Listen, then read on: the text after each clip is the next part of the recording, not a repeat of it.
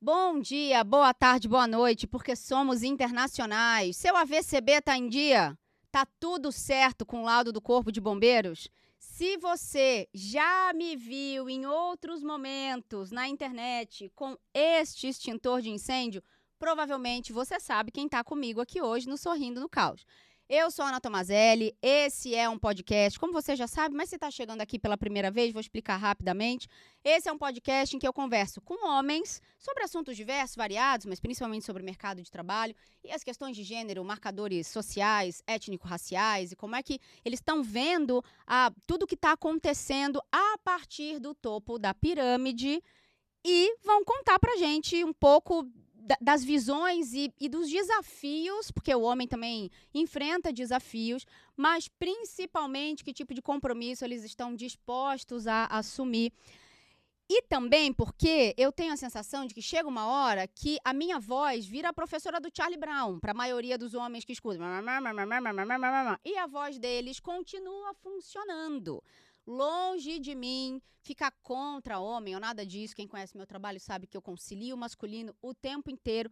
Trabalho para fazer essas pontes. E lá na organização que eu fundei no terceiro setor, o IPFEM, a gente tem o projeto 1000 Homens, falar com 1000 homens que mandam até 2030 para apoiar os Objetivos de Desenvolvimento Sustentável da ONU nas ODS 5 e 8, igualdade de gênero e trabalho decente.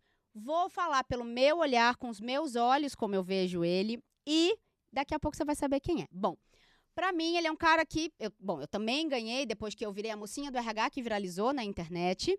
Nós ficamos amigos muito de imediato, no sentido de compreender que a gente tem projetos que dialogam muito e se beneficiam mutuamente. Muito generosamente, ele me apresenta pessoas importantes, o ecossistema mais de RH, me coloca em palcos incríveis, porque ele tem um dos maiores eventos de RH desse país. Mas o que a gente faz de melhor? A gente põe fogo no parquinho. Eu estou aqui, senhoras e senhores, com o maior, o maravilhoso, o bombeiro e às vezes o incendiário, Léo Kaufmann, do RH Summit. Gente, Bem-vindo! é um prazer estar aqui. A gente se conheceu através de um corte, né? Foi. E a partir dali eu compartilhei o corte da Ana e o negócio viralizou e disso a gente vem conversando sobre muita coisa. Hoje eu estou como CEO do RH Summit, que é um dos maiores eventos aí para profissionais de RH. E o meu fogo no parquinho é falar do mundo corporativo de uma forma não corporativa. Porque eu cansei de ouvir aquele discurso motivacional, good vibes. Você assistir aquela palestra maravilhosa motivacional, você não tem nem um Excel para fazer o seu trabalho no dia a dia. Aí você olha e fala, Senhor, então eu preciso provocar estruturas para que as pessoas reflitam. Mas o meu papel nunca vai ser de um juiz. Excelente. Eu Muito bom. sou um provocador. Eu quero que olhe para mim e no que eu tô falando, seja num meme, seja numa fala, seja num evento. Será que eu sou desse jeito? Você quer a faísca? Será que a minha empresa é desse jeito? Será que eu lidero dessa forma? É alugar aquele triplex na cabeça da pessoa para que ela saia refletindo sobre aquilo. Porque eu tô cansado de abrir internet, de assistir conteúdo com pessoas vendendo fórmulas mágicas, se dizendo especialistas ou donos da verdade.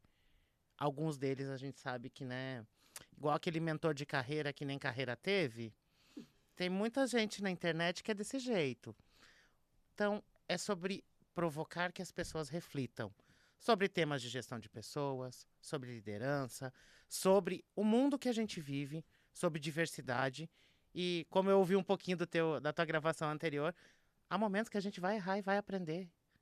Até o papel de provocador é nisso, de alguém me devolver e falar, peraí, será que eu sou desse jeito? Então, volta pra gente também como ferramenta de pesquisa, que é o que você estava falando. Mas como nos apresentaram no Conar, os Cavaleiros do Apocalipse, né? Que eu adorei aquilo. Um beijo pro Will, né? Assim, o Will sempre tão incrível. E aí você, provocador desse jeito, me encontrou. O que aconteceu quando você me viu a primeira vez? Assim, o que você sentiu, o que você pensou, o que te fez dar o passo de me procurar? Foi o ponto que, assim, eu já fui um hater da geração Z, digamos assim. Eu tava naquela onda de geração Z não quer trabalhar, geração Z não quer isso. Aí eu vi o corte de você falando, não querem ser líderes por quê? Aí vocês... Eu falei, fez sentido. Peraí, foi a faísca na minha cabeça de entender. Eu falei, tem razão, eles não querem ser líderes porque eles viram a gente surtando. Viram o pai trabalhando sem parar, a mãe não conseguindo ter tempo. Que geração que vai querer ser líder desse jeito? O modelo que ele olhou dentro de casa, ou do chefe que ele teve até então, ele não vai querer aquilo para a vida dele. Ele vai querer surtar? Tem alguns pontos que eu discordo deles ainda. Opa! Eles são imediatistas demais, querem tudo para ontem. A gente criou essa relação deles com o tempo, com a Sim, internet. Jovem não dá em árvore não, né? Não. Então, foi naquele momento, eu falei, conecta. E aí eu falei, tá, a gente trocou e começou a conversar. E nisso, cada vez que eu converso com você, você me aluga um triplex na cabeça. E saiu eu de novo, né? Saiu eu maquinando coisas, porque eu tenho um mantra lá na empresa, né? Que ideias eu tenho? Alguém que lute. Eu vou adotar essa, time. Olha, um perigo isso aqui, realmente. Porque assim, a minha cabeça é como se fossem vários fios encapados. Uma hora conecta dois tudo e põe sai fogo. E pronto, é isso. Aquele insight maluco, aquela provocação, o fogo no parquinho que eu coloco no LinkedIn, que às vezes eu acordo e falo, é hoje, vem o estalo. É hoje. Que é o meme, por exemplo, essa semana eu postei, tem empresa que o único processo que funciona é o trabalhista. É. Que é o jeito que algumas empresas aprendem é dessa forma. Você falou de LinkedIn, você estava falando aí no começo, né, de certos tipos de pessoas. Às vezes eu tenho a sensação... E aí, claro, eu vou falar do LinkedIn, eu adoro o LinkedIn, virei top voice, enfim, a gente falou sobre isso, né, lá no RD Summit. E aí, por ser uma rede social, mas eu vou fazer um análogo com o Instagram também, porque como eu falo de trabalho também, e família, etc., acho que fica bacana. Como os comportamentos se moldam, né? Nossa, muito. E aí, assim, tem coisa no LinkedIn que eu leio e falo, lindo o seu post, pena que eu te conheço. Ou linda a sua página de carreira, pena que eu já trabalhei aí. Isso. E a segunda coisa no Instagram é lindo o seu posicionamento, principalmente Dia dos Namorados, etc, né? Mas sabemos como a coisa funciona. Pena que eu conheço, enfim, sua história pessoal ou qualquer outra coisa nesse sentido. Então, eu acho que isso vem muito na lógica das pessoas dizerem, mas na internet todo mundo é muito falso. Aí eu falo, porque no mundo corporativo tá ótimo, né? Tá lindo, né? No acadêmico também tá maravilhoso. No terceiro setor, então, No excelente. ambiente familiar, vamos lá, gente. Somos família. Se odeiam, mas não é mesmo sangue, eu tenho que amar. É isso. E a gente vai sempre tropeçar na lógica religiosa, mas a gente deixa isso um pouquinho mais pra frente. Léo, é o seguinte. Queria que você contasse um pouco sobre você, queria que você falasse um pouco dessa tua trajetória. Vamos ver se você tem carreira ou não. Vou aqui dar uma desafiada, né, pra fazer o que você faz aí. E conta um pouco da história do RH Summit, como é que isso vira um evento, como é que isso vira, porque você sabe o que eu acho de evento, né? Hoje em dia, a gente entra num filme do Tim Burton, tipo, tudo colorido, onírico, etc. E volta pra empresa, é um filme do Tarantino. Sangue pra todo lado, corta o pescoço, espada pra não sei aonde. E quando eu olho para essas lógicas que a gente vai produzindo, e acho que você foi muito corajoso, não só pelo convite que você fez a mim, mas outras pessoas que eu vi no palco também, como é que você vê os próximos anos também, né? Desse debate, né? Desse lugar do RH, quem são as pessoas que estão trabalhando no RH? Enfim, por favor, vamos inverter. Vou começar contando de onde eu vim, né? Por favor. Eu nasci em Carazinho, que é uma cidade com... Hoje tem 60 mil habitantes. Eu tenho mais seguidor no Instagram do que a cidade tem habitante. É uma cidade tão pequena, só não é menor do que a mentalidade do povo que nela reside. Ok. Eu cresci, nasci, percebi muito cedo que eu era a criança viada. Então, com 6 anos, eu já sabia que eu era diferente. E eu olhava ao meu redor e não tinha ninguém com quem eu pudesse me espelhar, conversar ou pedir ajuda. E quando eu olhava para a TV, para os filmes, como que eu era retratado? Aquele que era a palhaçada de todo mundo, aquele que apanhava, que era expulso de casa. Basicamente era esse o retrato que eu tinha. Você tá com quantos anos hoje? Hoje eu tenho 38. Com 6 anos eu já sabia que eu era diferente. Eu não sabia o que era, mas eu já sabia que eu era diferente. Passei por toda a adolescência com isso quieto. Sofri muito bullying na escola, mas também não tinha para quem reclamar, porque meus pais não estavam prontos para isso. Eu era criança viada que brincava de boneca, por exemplo, mas escondida do meu pai.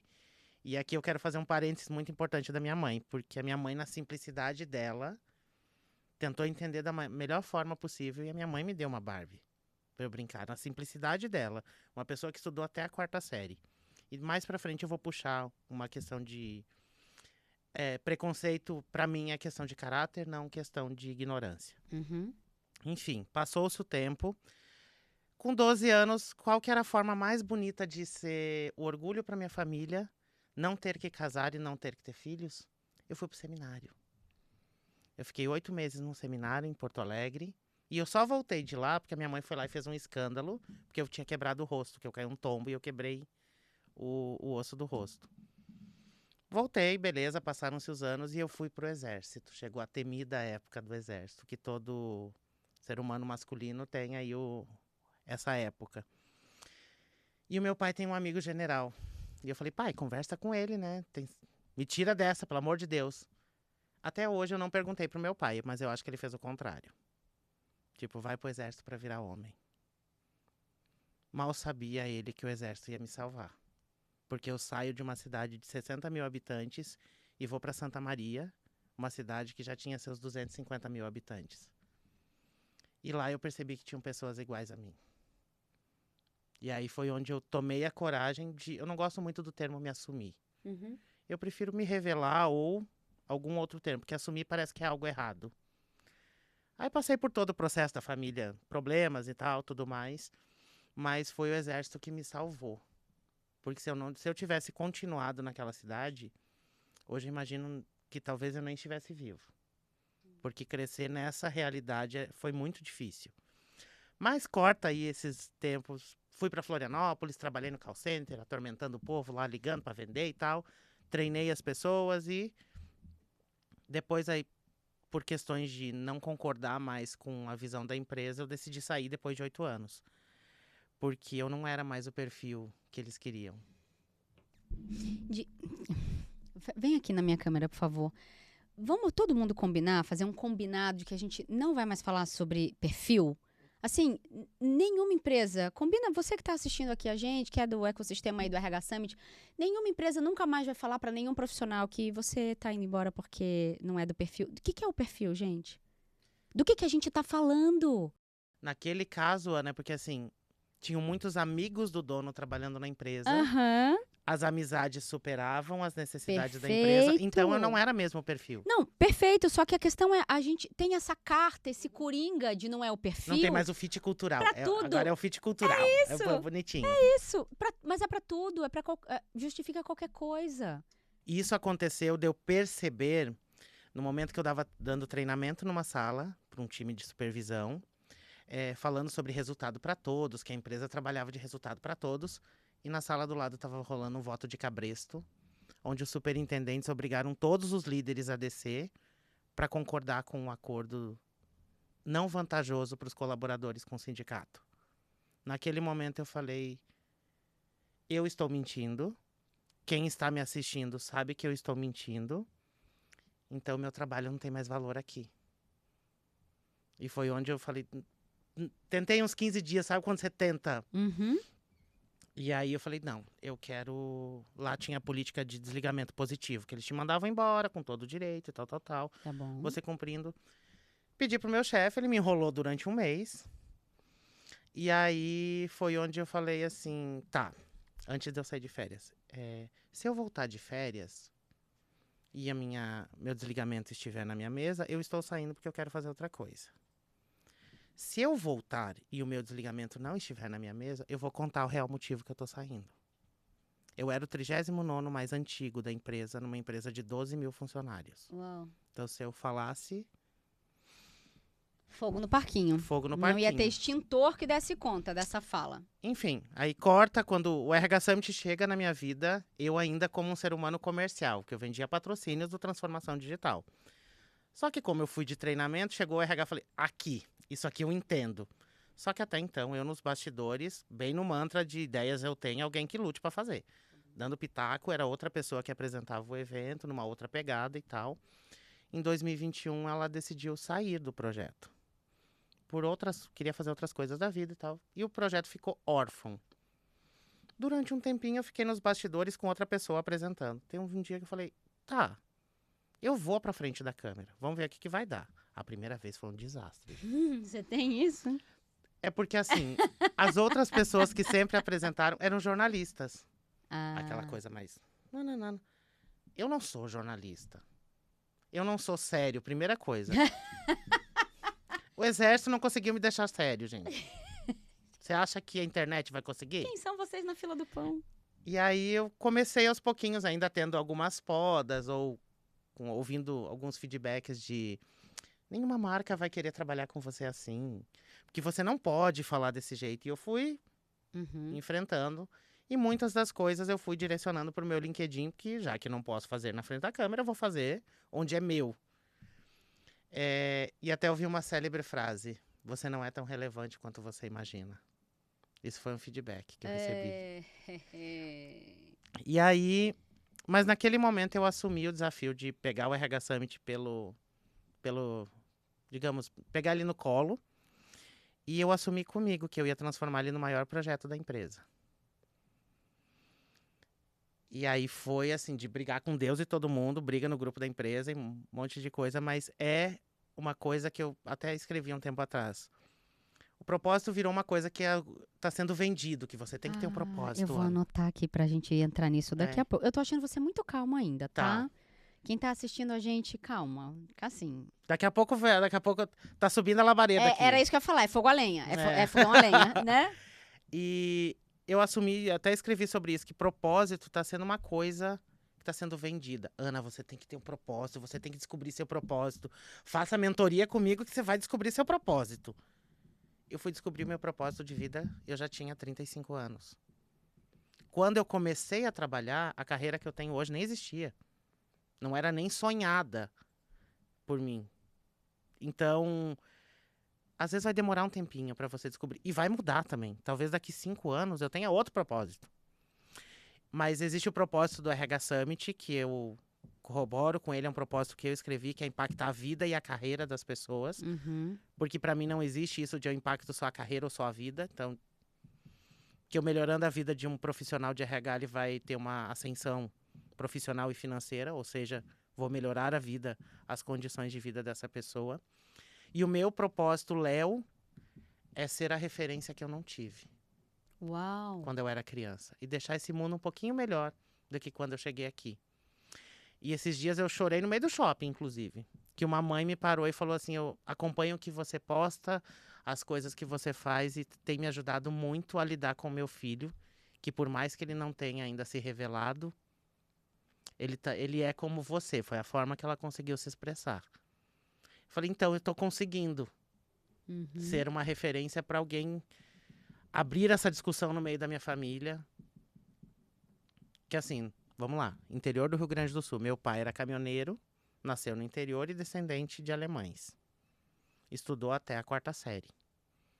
E é o ponto que eu vou puxar o parênteses, que muitas vezes eu ouço que preconceito é ignorância, e para mim é questão de caráter. Porque a minha avó tem 87 anos, minha avó não sabe ler.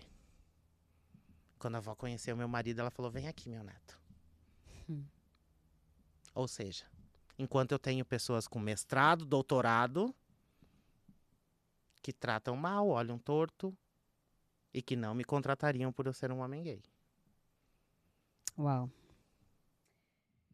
Ok, gosto. E aí você pega o RH Summit, ele vira o maior projeto da empresa? Virou o maior projeto da empresa. Virou o maior projeto da empresa. E como é que tá esse projeto hoje? O que tem pra frente? O que você quer com ele? Porque pra mim, essas nossas travessias, né? Você com o RH Summit, eu com o IPFEM, agora, como eu não tô fazendo mais nada da vida, eu vou abrir outra ONG, né? Vamos fundar outra ONG, essas coisas todas. É porque a ONG não trabalha, né, Ana? Porque a ONG não trabalha, né? Então, professora, você também trabalha ou você só dá aula, né? A pergunta clássica que eu ouço.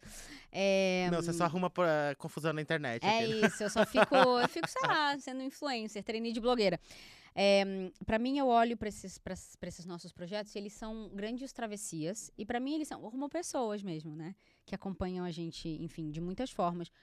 Como é que você olha pro RH Summit, assim? O que você quer daqui para frente? O que ele foi até agora? Enfim, o que ele é para você na sua vida? Para mim, ele é um propósito muito grande. E eu quero continuar tendo 2 pontos que eu preciso cuidar com ele. A experiência das pessoas que frequentam o evento. Então, Tá. que eu vejo que muitas vezes se esquece disso em detrimento de uma lógica capitalista. Vamos botar quantos couber. Vamos botar quantos couber.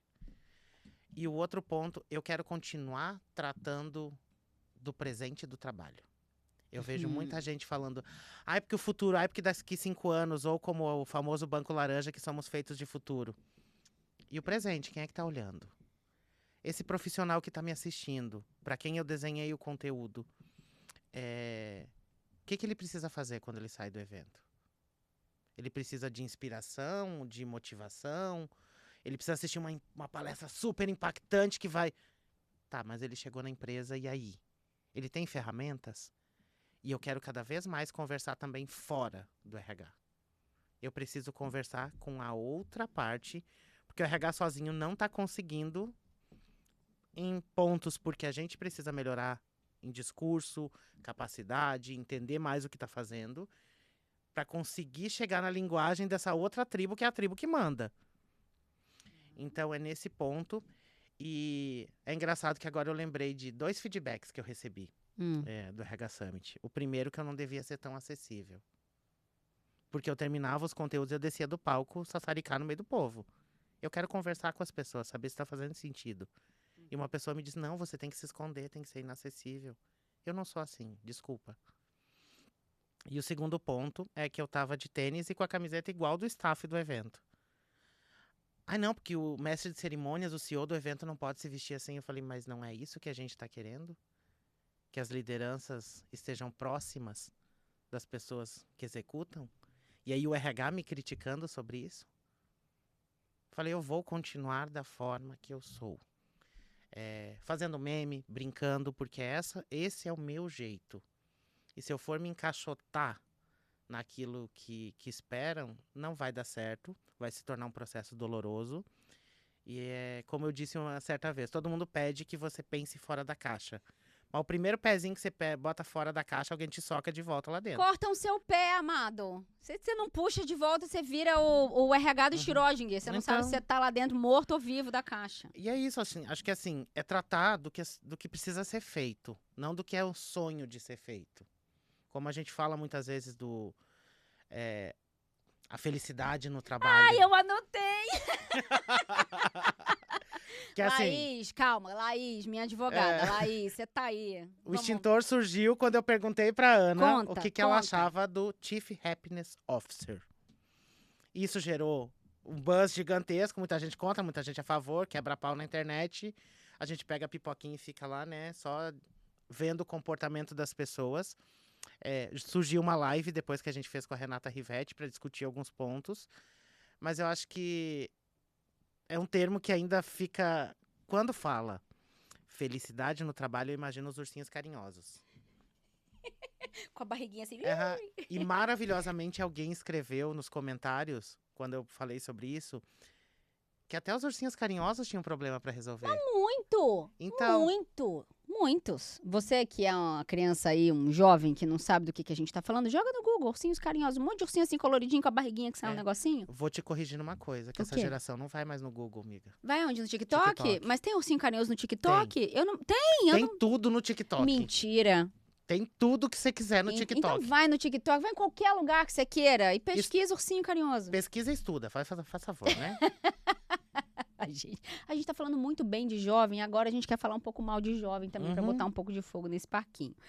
Anotei umas coisas aqui importantes pra gente entrar. O que mais? Mas aí, beleza, você quer continuar falando de presente do trabalho, a experiência, né, dessa pessoa, o que acontece. E aí, eu tô entendendo também que você faz coisa dentro de empresa. Algumas vezes eu vou, Tá. e por incrível Você fala que... com quem? Por incrível que pareça, já me chamaram pra dar treinamento de LinkedIn. Mentira. Que maravilhoso. Logo eu, né, que não podia... Nossa, você postou isso. Postei, gente. É importante. E a quantidade de inbox que eu recebo no LinkedIn também. É engraçado, ó. Ai, Léo, não posso curtir porque se meu chefe ver vai dar ruim. Nossa, eu recebo muito isso. Ai, não posso responder essa enquete porque... Aí eu digo, não, gente, a resposta da enquete só eu vou ver. Mas, Né? aí se eu curtir, meu chefe vai ver. Eu falei, legal, mas que bom. E mais pessoas... Aí comecei a escrever dessa forma porque é meu jeito. E tem duas pessoas que são precursoras, no caso, que já faziam meme, brincadeira, esse tom mais provocativo, que é o Caio do Lá na Firma. Você gravou com ele, né? Esses Não, dias. vou gravar, Vai vou gravar? gravar. Vou pra um evento com ele agora em novembro. O Caio Vou fazer maravilhoso, que um começou evento com com... E tinha a Tatiane Lucráfica. E hoje o perfil dela tá inativo, porque ela não conheço. era do Plantão LinkedIn. Saía Não toda conheço. segunda-feira. Eu ria gritado no meio do escritório. Eu não lembro disso, não Porque peguei era uma isso. tirada extremamente irônica. Pior Tá. que a gente. Pior que a gente, tá? Nossa Senhora. Mas era um humor extremamente inteligente. Teve um dia que ela brincou de um certo ATS aí, famoso, Uhum. que ela falou: a recrutadora é reprovada pelo ATS X. Quem com tal fere, com tal será ferido. E eu falei, gente, eu ria gritado no meio do escritório. Tá. Porque era um humor extremamente inteligente. Eu falei, então, peraí, tem espaço. Dá Tá. pra fazer.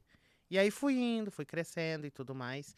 E aos poucos eu fui soltando isso pra frente da câmera também. Tá. Fui me sentindo mais à vontade. Tipo, agora, a gente tá conversando aqui. Às vezes eu lembro de olhar pra lá, às vezes nem lembro. Vamos... Não, vamos conversar É. aqui. Fingir que não tem ninguém olhando, porque não tem mesmo. Tem pouquinha gente aqui. Tem. Isso aqui nem vai sair daqui. Fica um segredinho entre a gente. né? Nem vai gerar uns cortes polêmicos. Não, imagina. Quero entrar em alguns assuntos, então. Perfeito. Então, RH Summit, dentro das empresas. Você tem mais alguma coisa aí nesse horizonte dos próximos anos, talvez? Eu acho que assim, aos pouquinhos eu tô me soltando também pra ir pra dentro das empresas, mas muito nessa linguagem de... Que agora arrumaram um nome bonito pra isso, né? Não sei Que se você nome? viu. Não sei. Que antes, assim, você tá perdendo tempo de produzir coisa no LinkedIn, você tá gastando tempo. Ah. Você tinha que estar fazendo outra coisa, tinha que estar no Instagram, tinha que estar no TikTok, fazer dancinha, se tratar garota. Uhum. Agora arrumaram um nome bonito quando os founders fazem isso, os donos das empresas. Tá. Que agora é o Founders Led Growth. Agora arrumaram um nome bonito. Agora Eu vou agora pode fazer. Em inglês. Founders. Led Growth. Que até esse dia eu postei, falei, gosto assim, amostradinho no LinkedIn, né? Quer dizer, os fundadores lideram o crescimento, né? Isso, Nesse que sentido. agora os CEOs têm que escrever, os C-levels todos têm que escrever, têm que se posicionar, porque isso gera faturamento. Tá. Ou seja, eles queriam que os profissionais trabalhassem de graça para eles, fazendo propaganda na internet, e agora parece que o jogo virou não é queridinho. Eles vão ter que produzir conteúdo também. E aí eles vêm pedir dica pra quem?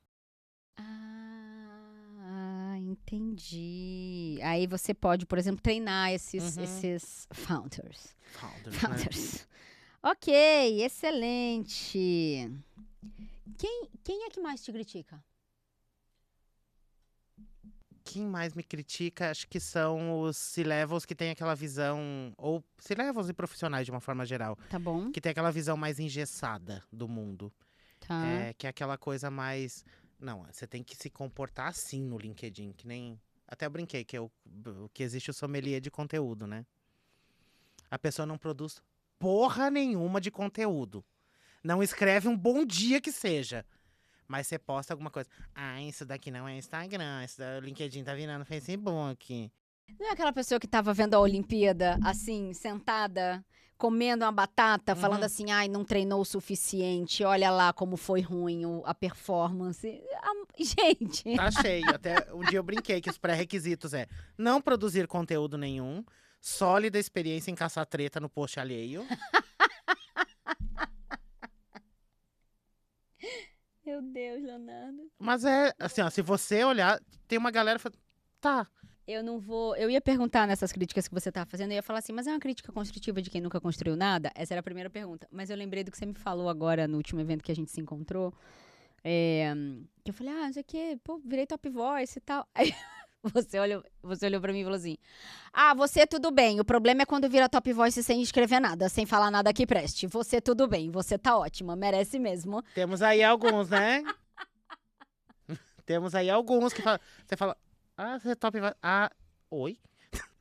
Eu achei tão curioso, porque você provavelmente deve ouvir uma coisa que eu ouço, e eu acho que a gente se encontra justamente nesse lugar, que é, eu ouço duas coisas principais. A primeira, você fala tudo que eu tenho vontade de falar, ou tudo que eu penso, né?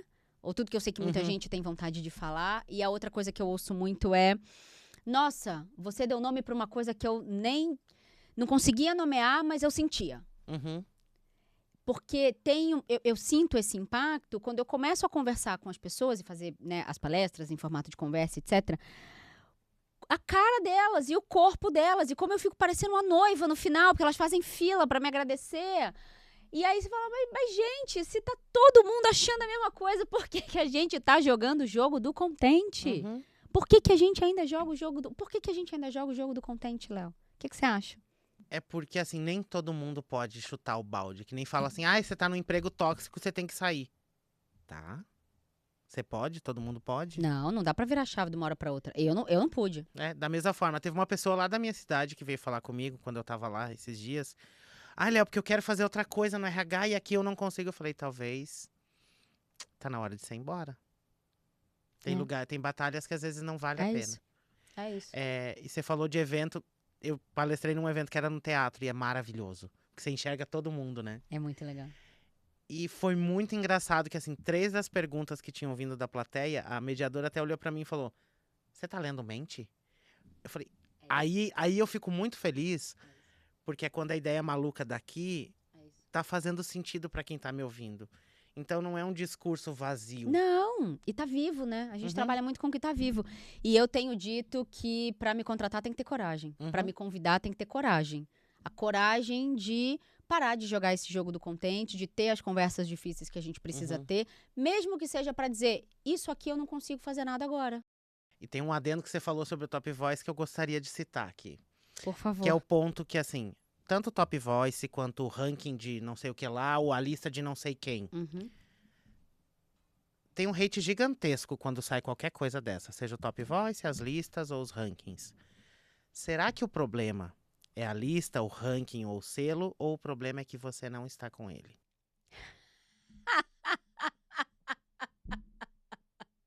Ainda bem que eu nunca odiei nenhum deles. Porque, assim, tem muita gente que eu tô em vários. desce a lenha nas listas, mas será que se a pessoa tivesse nessa lista, ou tivesse com um selinho azul bonitinho brilhando lá, essa pessoa estaria criticando, ou o problema é que ela não está? É uma excelente pergunta. É uma excelente pergunta. Eu fui numa festa famosa e tal, não sei o quê. E aí eu recebi no dia seguinte uma mensagem falando: Oi, Forbes Under 50. Tudo bem? O Forbes Under 50 é maravilhoso. Porque nossa, isso que você fala posiciona, localiza muita coisa, né? Porque eu fico sabendo que eu saio nessas listas ou nesses rankings, ou etc. Muito porque as pessoas me contam também. Porque, óbvio, tem a sua importância. Acho que tem também um movimento em território digital que eu acho que é interessante, porque cada pessoa ali que vai ser indicada ou vai pedir os votos, etc., vai fazer um movimento digital interessante. E algoritmo é moeda, né? Para mim, algoritmo é moeda. Quando a gente fala em economia da atenção, que é um campo que eu estudo, é moeda. Não, que nem às vezes a pessoa fala, eu sou o maior especialista. Segundo quem? Pelo menos agora tem uma lista pra dizer que é, né? Sou o maior especialista. Segundo quem, meu filho? Vamos, fala. Cadê? Aí, então, que bom que você falou isso, porque aí isso tem uma coisa dentro desse assunto todo que é uma questão pra mim, que eu sou pesquisadora acadêmica, né? E essa pergunta. Porque as pessoas falam. E aí é isso, elas posicionam e trazem certezas. Eu vou chamar de certezas hierárquicas, localizadas em questões hierárquicas. E uma das primeiras perguntas da pesquisadora é, tá, mas de onde saiu esse dado? Que pesquisa que foi feita para isso, né? E eu tenho buscado ter mais atenção, inclusive, porque como essa pergunta ela é muito automática para mim, nos ecossistemas onde eu tô, ela, às vezes, ela soa pedante, né? Ela soa arrogante, claro, mas eu já tenho essa fama também. Tudo bem, a gente pode falar sobre isso daqui a pouco. Mas ela vai soar como se eu estivesse realmente desmerecendo esse algo, né? E aí, daqui a pouco eu vou falar um pouco desses lugares onde eu e você meio que a gente bifurca, que você falou a coisa do errar, e eu tenho um grande desafio para essa próxima fase da minha vida, que é como é que eu me preservo sem deixar de me expor. Porque agora treinei de blogueira, né, amado? Eu vou fazer minha próxima transição de carreira, vou virar influencer. Em breve ela vai estar vendendo pack de bico na internet. Eu não vou conseguir terminar esse podcast de tanto que eu vou rir. Porque tem uma série de dilemas, o dilema de ficar caricata, monotemática, etc. Eu tô sendo conhecida como uma mocinha do RH que viralizou na internet. Aí eu tenho que subir no palco e dizer, bom, 25 anos de carreira, 3 idiomas, 15 países, 19 MNEs, e aí dá todo o simbólico. Tem lugar que eu só rio mesmo, né? E aí, enquanto vai conversando, a pessoa vai entendendo quem sou eu. Mas, enfim, eu tô falando tudo isso pra dizer que isso me pega. E que eu acho também que tem uma outra coisa que a gente tem de parecido. Eu quero falar de umas coisas interseccionadas para depois pontuar um pouco as bifurcações e os medos que eu tenho aqui. Eu quero saber quais os medos que você tem aí. Meio uma coisa meio psicanálise, associação livre. Cadê o divã, gente? Cadê? Psicanalista tem divã? É isso, tem. Vamos fazer um divã em formato de extintor, mas... pra mim e pra você. O pessoal da edição bota fogo aí agora. Bota fogo, subindo. Num sentido que é assim, o quanto e aí eu, sendo mulher, mas que também se aproxima da lógica do homem gay, né, da homossexualidade, o quanto a informalidade, enfim, a piada, etc., o quanto isso parece que diminui a nossa competência. Principalmente quando as pessoas não sabem quem a gente é. Ainda mais eu que tenho 1,5 m essa cara de criança, a mocinha do RH, portanto, é muito interessante o tipo de comentário que eu recebo. O bingo da violência de gênero, né? Só não me chamam de feia, porque eu acho que é um pouco difícil, porque eu me acho bem bonitinha, bem ajeitada, dentro dos padrões, uma passabilidade boa aí, nesse rolê. Eu também me acho maravilhosa, depende de como tá o cabelo, as coisas todas, a maquiagem. Enfim, outras violências, né, em relação a corpo e etc. Mas, assim, coisas do tipo burra, só fala bosta, essa aí já deve ter sido muito traída, essa aí não deve ter família, né? Que eu tô sendo xingada agora por causa da ceia do Natal, né? Eu falo bem de mãe, eu sou xingada, eu falo da ceia do Natal. Então, assim, né, não tem como. Mas como esse lugar informal, ele leva as pessoas para o lugar de desmerecer a nossa competência, né? Como se o humor, ele diminuísse a nossa competência. É que eles não entendem que é uma ferramenta. É uma estratégia. E aí, trazendo pro lado mulheres, né, do que eu vejo, porque eu falo de 3 lugares, gente, que existem. Que o pessoal fala, você não tem lugar de fala. Todo mundo fala de algum lugar. Eu não tenho lugar de fala nesse ponto, mas eu tenho lugar de escuta que eu vou sentar e vou ouvir. Sim. E aprender com... E eu tenho meu lugar de aliado, que é quando eu não vou deixar que aconteça. Mas você tem lugar de fala sim, porque você fala do lugar de aliado, você fala a partir de um lugar em relação a isso. Todo mundo fala, todo mundo tem lugar de fala. Essa é a minha polêmica do dia, né? Assim, todo mundo tem lugar de fala. E aí, quanto mais pessoas falando, melhor é. É claro. E até essa pessoa escrota que recebe e faz um comentário desse, pelo menos esse assunto chegou nela. Pois é. Talvez em outros tempos, ou se a gente não falasse dessa forma, isso nunca tivesse chego nessa pessoa. É verdade. E quando eu vou lá pros meus pais, parece que eu volto 20 anos pra trás. É uma cápsula do tempo, né? Que as pessoas continuam da mesma forma, ou como o caso que aconteceu lá, de uma senhora de 60 anos traiu o marido. E a minha mãe, mas eu não consigo aceitar. Eu falei, mãe, vem cá. Você não tem que aceitar nada. Ela é casada com você? Ai, não, mas a mulher... Mãe, ela sabe o que ela fez. Você não tem nada a ver com isso. E é até um ponto que esses dias eu brinquei, né? Se você já chegou na idade que você tem que educar seus pais. Eles não obedecem. Tava bem assim no post. Eu falei, meus pais também nessa fase. Toma aqui um gato de presente, cuida das 7 vidas dele, né? Meio nesse lugar, Mas assim. acho que assim, por mais que a gente receba, às vezes, muito hate das coisas que a gente posta, de alguma forma a gente chegou naquela pessoa. Ela pode estar xingando, mas ela tá falando do assunto. Ela tá na rodinha de amigos. Você viu o que ela postou? Olha, ou ela encaminhou pelo menos um view ela te deu. Ela te encaminhou pra alguém. Tem uma moedinha ali, plim, Isso. Tipo, olha só o que ela tá falando aqui. Pelo menos isso surgiu a discussão. E vai que tem um ser iluminado lá no meio. Vem cá que eu vou te explicar um pouco melhor. Pelo menos a gente tá levando algumas pautas que talvez nunca chegassem nessas pessoas. E tem outro ponto que, aí corroborando também com missão de RH Summit minha, São Paulo e as capitais são bolhas. Opa. Eu quero muito chegar com esses temas lá no interior do Brasil. Lá, naquele RH que tá lá fazendo teste do pauzinho ainda para fazer recrutamento. Ainda tem muito. Eu sei. E a gente falando de inteligência artificial aqui. E a burrice humana tá ficando para trás, mas deixa quieto. Então, como que a gente leva essas pautas que a gente está discutindo aqui, e muita gente talvez dessa que nos deu hate, é porque pra gente falar aqui entre nós é um assunto comum que a gente vai encontrar Sim. N pessoas em São Paulo para debater. Mas lá não. Tem uma pessoa que trabalhava numa empresa que eu entrevistei ela no RH Summit e a empresa, a sede, ficava do lado da minha cidade. Léo, vou te levar lá para falar de diversidade. Eu falei, vamos enterrar na lavoura logo depois, né? Deus do céu. Então, acho que é o poder que a internet dá. E como disse Carlos Bush num post dele esses dias, a internet deu voz pros idiotas, a gente não precisa dar ouvidos. É uma boa frase. É uma boa frase. Eu gosto desse entendimento de que tem uma coisa pra mim que é... Se tá todo mundo na Paulista, não adianta eu falar na Berrini. Sabe, falando de São Paulo. Se tá todo mundo em Copacabana, né, não adianta falar em Botafogo, né? Se tá todo mundo em Elevador Lacerda, não adianta falar no Pelourinho, sabe assim, umas coisas meio nesse lugar, porque quando a gente olha para esse lugar de exposição e acontece tudo isso, como é que você recebe? Como é que você lida? Você tem algum medo em relação a isso? Você não tem? Porque dentro dessa lógica, eu fico pensando assim, tanta harmonização facial, né? Podia uma harmonização intelectual, assim, né?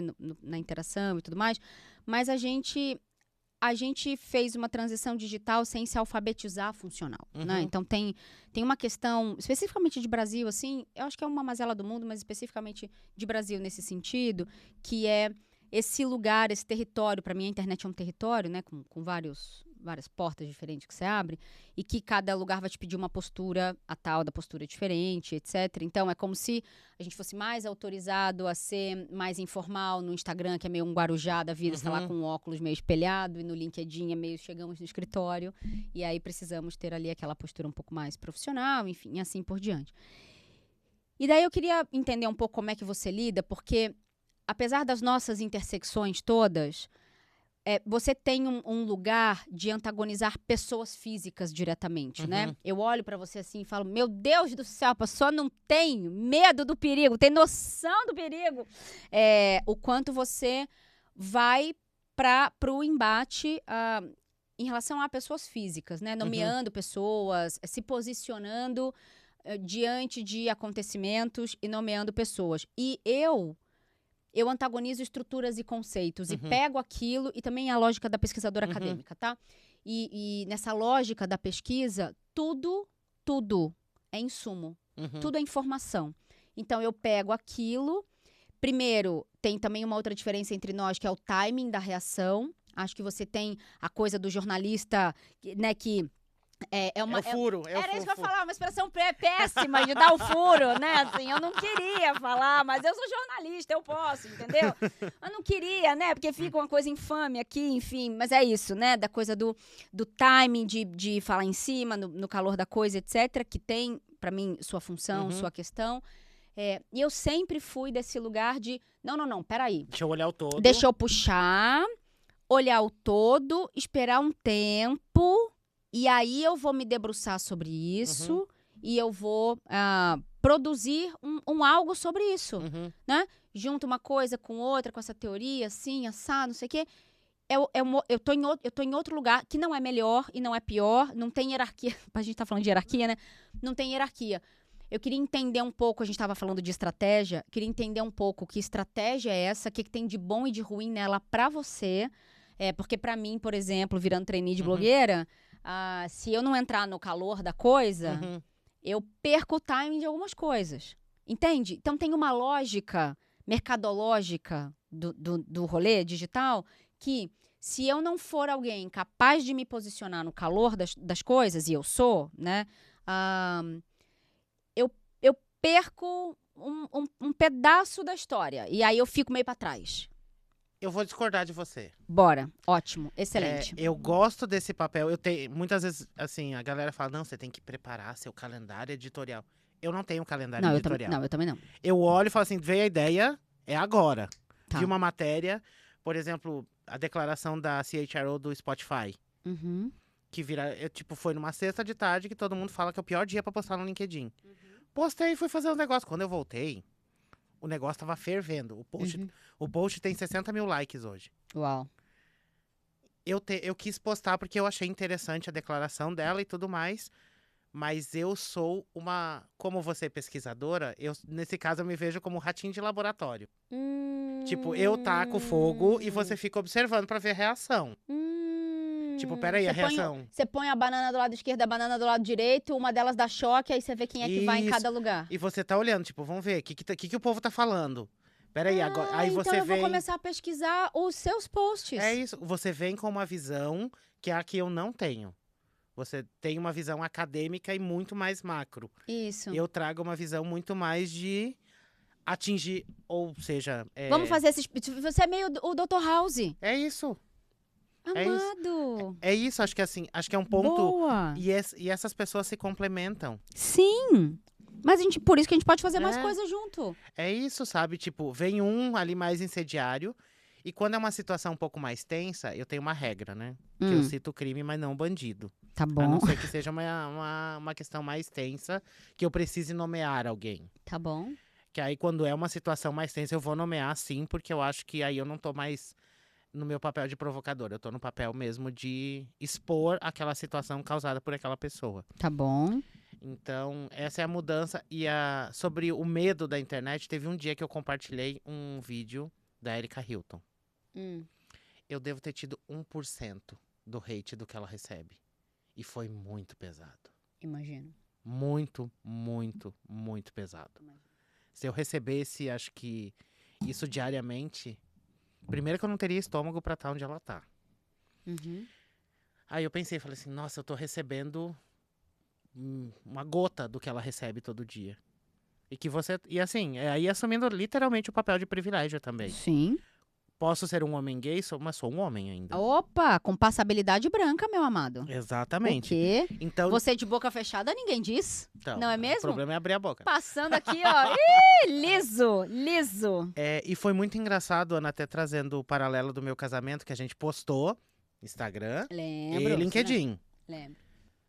No LinkedIn, vi assim, muito poucos comentários ruins. A galera fez festa pra gente, isso foi muito legal.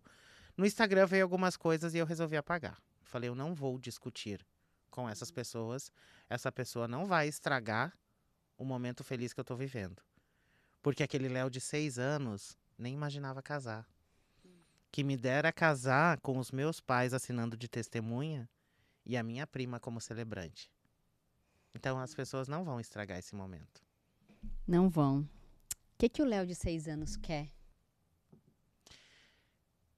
Eu acho que assim, eu penso que hoje... Até esses dias eu fiz uma reflexão sobre isso quando eu estava palestrando num evento.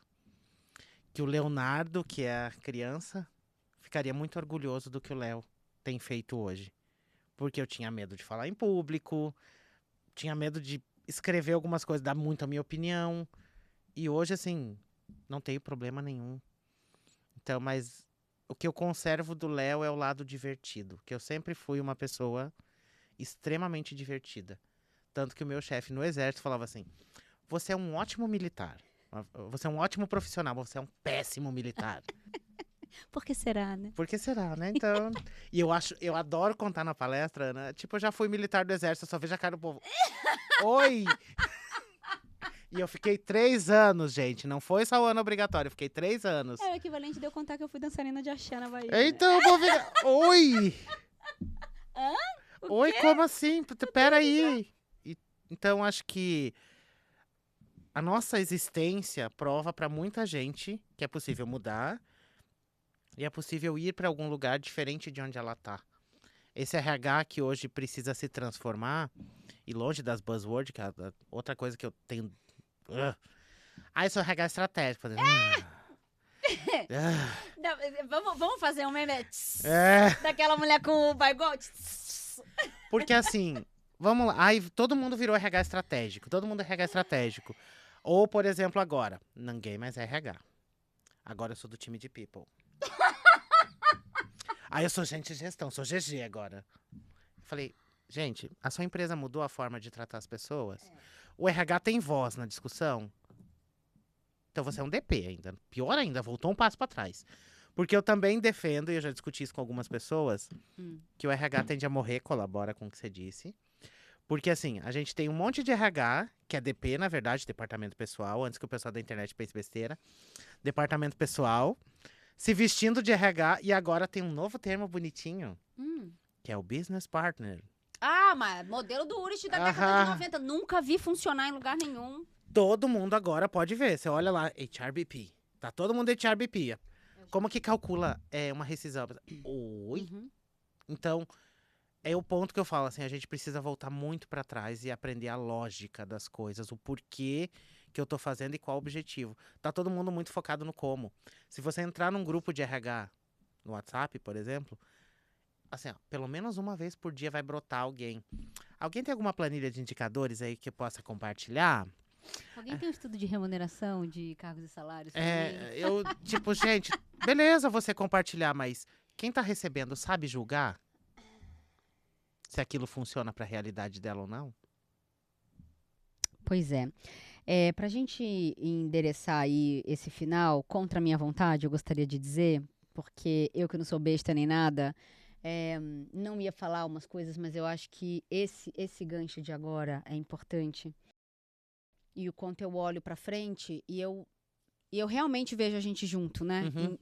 De muitas formas diferentes, assim. Porque, e principalmente agora com a coisa do rato de laboratório da pesquisadora, eu falei, gente, pronto. Era a imagem que eu precisava, né? Era a parceria que eu precisava. Tô eu na rodinha lá. E eu assim, de óculos. Fecha na minha câmera aqui. Você na rodinha, eu assim. Só anotando. Ih, deu ruim. Ih, cansou. Apagou, deu ruim. Escala 6x1, não aguenta, né? Eu postei uma dessa hoje, inclusive. Ah, não vi ainda, que eu tô o dia todo gravando, eu vou ver. Porque você é a pessoa que tá discutindo escala 6x1, não é que as pessoas vai fechar tudo sábado e domingo. Existe uma coisa chamada escala. Não, e assim, e tem uma outra coisa, né? Pra mim, essa discussão, ela tá que nem o dono do céu tá achando que vai ser taxado em grandes fortunas. Sabe assim? Tipo, poxa vida. O brasileiro precisa de uma coisa, que é um chá de revelação de classe social. Entendeu? O que é um rico no Brasil? Rico é aquele ser humano que, se ele parar de trabalhar hoje, não muda nada a vida dele. Não, tem 2 ricos, então tudo bem. Só que aí esse rico, pra mim, tem outro nome. Porque eu explico pros meus filhos a lógica social assim. Tem o rico do IBGE, renda R$7.000 familiar. Esse rico não é rico. E tem o rico de helicóptero. Entendeu? Esse aí é o rico de helicóptero. Eu digo, gente, olha só, no Brasil tem 2 tipos de rico. O rico do IBGE, que nem o católico do IBGE, tá? Rico do IBGE e o rico de helicóptero. São coisas muito diferentes. Muito diferentes. O rico do IBGE é aquele o Faria Limer, né? De coletinho que ganha R$7.000 pra trader, né? Isso, exatamente. E o rico de helicóptero é a Narcisa. Que comprou um Renegade. É a Narcisa lá, bem louca, que pode torrar o dinheiro dela. Fazer o que ela quiser. Então... Exato, pronto. Acho que a gente trouxe os personagens perfeitos. Por que eu tô falando isso? Porque eu não ia falar um negócio, mas eu acho que é uma coisa que com esse desenho aqui que a gente fez agora, eu acabei enxergando, que é assim. Vou contar uma coisa inédita, então, em primeira mão aqui, que como esse episódio, Breaking news passando aqui embaixo. Tô parecendo o João Kleber. Para! Fecha a caixa, não abre a caixa. O João Kleber pode, o Datena não, que você ia voar a cadeira daqui a pouco. Não, é melhor não. Passa aí, né, uma coisa meio... então, vou contar uma coisa, porque eu tô pensando aqui que eu vou organizar esse episódio pra sair bem, ou no finalzinho desse ano agora, ou no comecinho do próximo. Por quê? Eu tô montando 2 MBAs de RH. Um de gestão avançada e um de inovação. Então, por que isso? Porque me pediram eu, megalomaníaca psicótica, né? Fiz muita ideia. 24 disciplinas, né? E aí eu montei dois grandes blocos. Porque quando a gente tá falando de RH, eu falo que a gente tá dando roupa nova para corpo velho, né? Mas a roupa nova do jeito errado. E a gente fala dessa gestão avançada, etc. Eu quero muito, muito, muito, assim, esvaziar toda essa lógica, que é importante a gente aprender, porque eu costumo dizer que o Picasso, ele só revolucionou a pintura porque ele dominava a pintura clássica, né? Então, também tem um pouco disso, assim. Então, tem que aprender, sim, o modelo do Urich, tem que aprender o Nine Box, tem que saber fazer uma coisa de tabela de remuneração, estudo de cargos e salários baseado em pontos, não sei o quê. Tem que saber o que é. E tem que meio que dominar esse negócio, que é um pouco disso que você falou. Como é que eu tenho capacidade crítica de saber se o ChatGPT está me entregando o negócio certo ou não? Eu vou aceitar qualquer coisa, né? Então, tem esse lugar, mas para mim falta uma coisa que é muito importante, que é esse tipo de conversa sobre a vida real. Mas principalmente, e também eu enxerguei uma outra coisa sobre nós dois, porque quando você fala do provocar, uma das críticas que eu tenho, aí não a você, né, mas porque você está imerso no ecossistema, é aquela pessoa que só vai provocar e não vai ajudar a sustentar a mudança. Não vai fazer um evento para discutir, não vai botar gente no palco para isso, né? Não vai dar continuidade ao ciclo.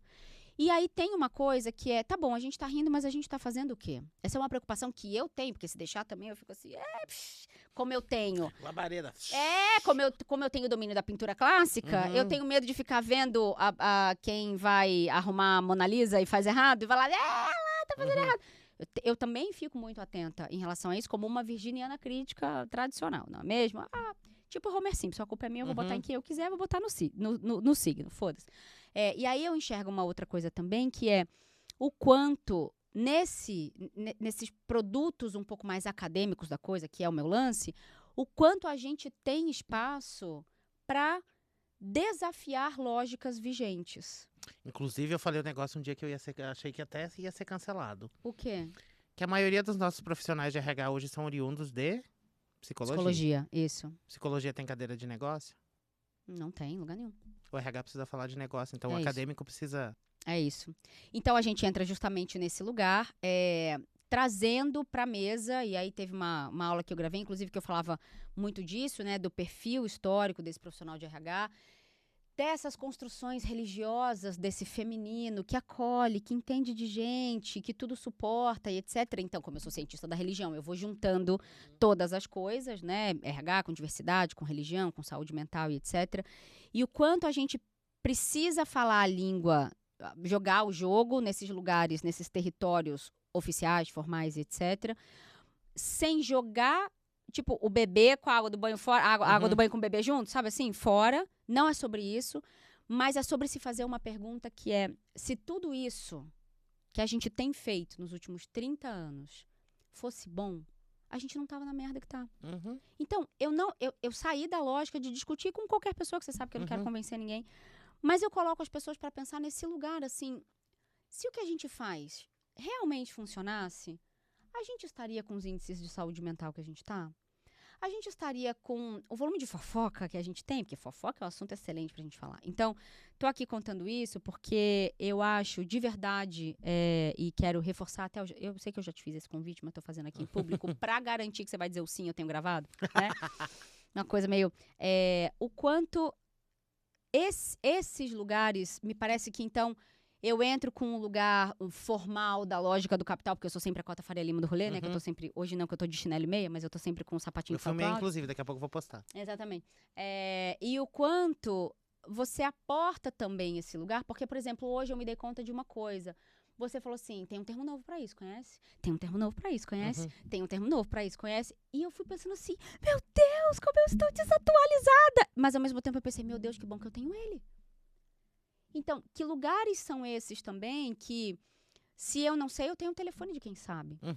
E como o RH precisa se pensar como ecossistema?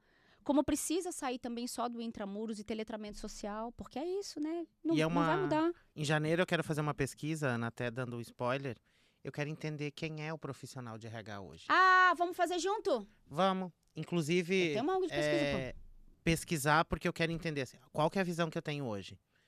A maioria dos CHROs, que são os diretores de RH que eu converso, não vieram do RH. Eu já achei diretor que é veterinário, médico, advogado, engenheiro. Jornalista. Por que que o RH não sobe? Por que que o RH não consegue essa cadeira? Porque ele não fala a língua do negócio. E porque geralmente ele é mulher. A gente vai precisar colocar marcador social aí. Sim, então eu quero entender assim, Por enquanto, é uma percepção minha, uma provocação minha que eu tenho trazido. Você tem uma hipótese. É, Você tem um problema de é. pesquisa. E aí, eu quero entender pra, tipo, voltar a falar. E no ponto de... Peraí. É porque elas são... A maioria são mulheres. Porque no RH a gente vive a diversidade ao contrário. Enquanto outros eventos ligam assim, eu preciso de uma mulher pra botar aqui, porque não tem nenhuma mulher pra botar no palco. Porque isso acontece. Sim, a nossa cota é homem. Eu preciso achar, gente, preciso botar, né? Uns homens aqui. E assim, é como uma pessoa de um post que a pessoa fez e falou que o RH era o maior inimigo da diversidade, segundo ele. Aí eu arrumei treta. Que eu falei assim, normalmente quem abre essa porta na empresa é o RH. Pode não estar fazendo da melhor forma ou da forma correta. Então, mas você arrumou treta antes de fazer pergunta? Porque daí eu acho que também tem essa diferença Uhum. entre a gente. Eu falei assim, me conta mais. Me conta mais. Você tá tirando isso da onde? Uhum. Não vou falar a Voz palavra da minha que eu gosto. cabeça. Eu ia falar outra coisa como carioca da parte de baixo do Uhum. corpo, mas eu não vou falar não. Ele tirou dos divertidamente dele. Tá bom, ok. Da Entendi. vivência que ele teve também, mas enfim. Hoje eu olho e vejo que assim, pra mim sempre o RH foi normalmente quem dá a primeira... Quem Mas abre a claro. portinha. Exato. E um ponto que eu gosto de trazer, que muitas vezes o RH também não faz, é pergunta pro CEO, pros diretores da tua empresa, o que é RH pra eles? O que eles esperam do RH? Porque eu já trabalhei em várias empresas, cada RH fazia uma coisa diferente. Opa! Inclusive, na última empresa, antes do TD, o RH era dividido em 4 áreas. Recrutamento e seleção, relações trabalhistas, que era o departamento Sim. pessoal, tinha a área de treinamento e tinha a área de desenvolvimento, que eu brincava que era sem envolvimento. Porque ninguém sabia o que estava acontecendo. Um dia botaram todos os supervisores 6 horas para um treinamento dos bastidores da Disney, como atender os clientes do jeito Disney. Era um call center, gente. E aí eu voltei pra operação, meu chefe deu 2 tapinhas. Falei, bora trabalhar que não é a Disney aqui. Aquele treinamento custou caro. Tava ligado com os objetivos do negócio? Nenhum. Era só o... Aí assim, senta e pergunta o que ele espera do RH. E às vezes você vai entender que a percepção que ele tem é errada e você vai conseguir discutir com ele. Ou vai entender realmente o que ele quer de você. Você tá lá programando 1000 ações no ano, ele quer que você faça 2 bem feitas. E assim, a gente fica estudando o benefício de previdência privada quando os funcionários querem oficina de bicicleta, né? Baseado em fatos reais. Uhum. Então, para terminar, quero fazer uma pergunta que é: qual é o compromisso que você pode assumir aqui com a gente, né? A partir do seu lugar de poder, Uhum. do seu lugar de liderança, com as questões de gênero, marcadores étnico-raciais, enfim, transformação do mundo de RH. Que tipo de compromisso na pessoa física ou na pessoa jurídica, enfim, você pode assumir com a gente aqui? Meu compromisso primeiro é estar sempre aberto a ouvir. E aí o ouvir é o ponto que eu aprendi também nos últimos tempos de isolar muitas vezes o meu gosto pessoal de determinado tema. Você falou sobre um ponto de às vezes ficar repetitivo, sempre a gente vai impactar. Na audiência da gente tem alguém que está no começo, tem alguém que está no meio, tem alguém que está no fim. Para alguns pode ser repetitivo, mas vai servir para aquela pessoa lembrar alguma coisa que ela fazia e deixou de fazer. Então que a gente se mantenha aberto a esse ponto e que eu me mantenha curioso. Uau. Eu sempre fui uma pessoa curiosa. Se você olhar meu algoritmo do YouTube, eu começo num negócio sobre gestão de pessoas, daqui a pouco eu tô lá vendo um negócio de metrô. Vai. Amado, eu sigo um perfil de um homem que dá nó, faz um monte de nó de marinheiro assim, ó. Uhum. Que eu amo nó, né? A retrospectiva do meu Spotify, final do ano, vai aparecer assim na tela. Oi? Amado, beloved. É se manter curioso. E acho que essa é uma das coisas que faz com que eu não me perceba, não me sinta com 38 anos. Uhum. A imagem que eu tinha quando criança dos meus pais com 38 anos é muito diferente do que eu sou. Sim. Da mesma forma que eles... E aí é uma teoria que talvez você me diga que não faz sentido. Imagina. Da mesma forma que para os nossos pais a gente vai ser sempre uma criança, porque eles não perceberam que a gente cresceu, esses dias eu me dei conta que a gente também congela a imagem dos nossos pais na faixa dos 30, 40. E eu olhei para os meus pais e eles estão na casa quase dos 70. Quando a minha mãe reclamou que estava cansada, eu falei... Aí eu olhei e falei, minha mãe tá com quase 70. E aí eu falei, eu tenho menos tempo com eles do que eu já tive. Então, Acho que é essas percepções, assim, que a gente tenha de mundo, de ser curioso, de ser provocativo, e que eu não perca o meu jeito divertido de falar da vida. Por mais que as pessoas tentem me encaixotar. Eu tenho uma tatuagem aqui escrita. Bom, eu tenho muitas tatuagens. É uma tatuagem escrita em inglês, eu não nasci pra caber. Que essa conversa a gente pode ter depois, nas muitas coisas que eu acho que a gente ainda vai fazer. Eu quero agradecer ao Léo de 38, ao Leonardo de 6, a todos os Leonardos que você já foi e que você ainda vai ser. E que eu possa saber mais de todos que já foram, Uhum. mas que eu também possa conviver com todos os que ainda hão de ser. Vai estar assim que a gente, né? Incendiários juntos. É isso. Cavaleiros do Apocalipse, É né? isso. Eu te agradeço muito, muito. Foi muito mais incrível do que eu achei que já ia ser. E quero me despedir. A pessoa que nunca foi pra Disney, que sou eu, no caso. Eu também não fui. Nunca foi. Então, pronto. Dos dois que nunca foram pra Disney. Esse podcast não vai acabar nunca. Disney pega fogo. Disney pega fogo com a gente. A gente pode combinar, inclusive, de ir pra Disney juntos, né? Se for o caso. Vamos lá investigar o jeito Disney. Aí a gente entrevista os profissionais, né? Assim, pós-pandemia. O Blur. Você entrevistou o Pato Donald? Não, era um funcionário mesmo. Pois é. Então, quero me despedir, quero, enfim, agradecer todo mundo que acompanhou a gente até aqui, essa conversa, que, pra variar, teve os altos e baixos e as emoções muito mais montanha-russa da Disney, né? As montanhas-russas. Porque a vida é assim. Porque a vida é assim, então é muito bom poder conhecer não só, portanto, o Léo que faz piada, mas o Léo que tem os olhos cheios d'água, e o Léo sério, e o Léo que se implica, né? Então, não tem nada que não faça sentido em você, desde que você esteja vivo. Então, muito obrigada. A gente vai continuar não só sorrindo no caos, mas a gente vai continuar fazendo o caos e tocando fogo no parquinho. Até a próxima. Um beijo. Tchau, tchau.